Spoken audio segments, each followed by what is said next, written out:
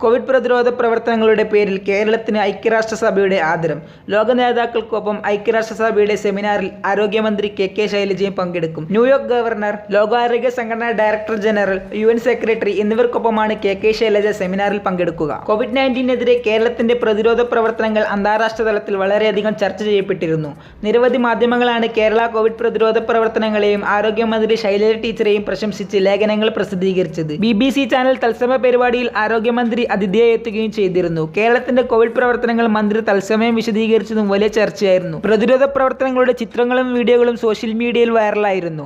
ആദ്രം പദ്ധതിയെക്കുറിച്ചും പ്രതിരോധ ആരോഗ്യ കേന്ദ്രങ്ങളെക്കുറിച്ചും മന്ത്രി വിശദീകരിച്ചു. BBC വേൾഡ് ന്യൂസ് വിഭാഗത്തിലാണ് കോവിഡ് പ്രതിരോധ പ്രവർത്തനങ്ങളെ കേരള മോഡൽ ചർച്ചയാക്കിയത്. വൈറസ് സ്ഥിരീകരിച്ച ആദ്യഘട്ടത്തിൽ തന്നെ കൃത്യമായ നിർദ്ദേശങ്ങൾ നൽകി പ്രതിരോധ പ്രവർത്തനങ്ങൾക്ക് ഊർജ്ജം നൽകി. വിവിധ ഇടങ്ങളിൽ നിന്ന് എത്തിയവരെ പരിശോധിച്ചതിനോടൊപ്പം രോഗലക്ഷണങ്ങളുള്ളവരെ ഐസൊലേഷൻ ചെയ്തു. രോഗികൾക്ക് മേൽ ആരോഗ്യ പ്രവർത്തകരുടെ കൃത്യമായ നിരീക്ഷണം ഏർപ്പെടുത്തി തുടങ്ങിയ പ്രതിരോധ പ്രവർത്തനങ്ങൾ കെ ശൈലജ ടീച്ചർ അന്ന് വിശദീകരിച്ചിരുന്നു. നിരവധി അന്തർദേശീയ മാസികകളാണ് കെ ശൈലജ ടീച്ചറെ അഭിനന്ദിച്ച് കവർ സ്റ്റോറി പ്രസിദ്ധീകരിച്ചത്. ടീച്ചറുടെ പ്രവർത്തനങ്ങളുടെ ഭാഗമായി കേരളീയർ എന്ന പേരിൽ നമ്മൾക്ക് അഭിമാനിക്കാവുന്നതാണ്. ഉയർന്ന നേട്ടങ്ങളിലേക്ക് ഇനിയും എത്തട്ടെ എന്ന് നമ്മൾക്ക് പ്രാർത്ഥിക്കാം.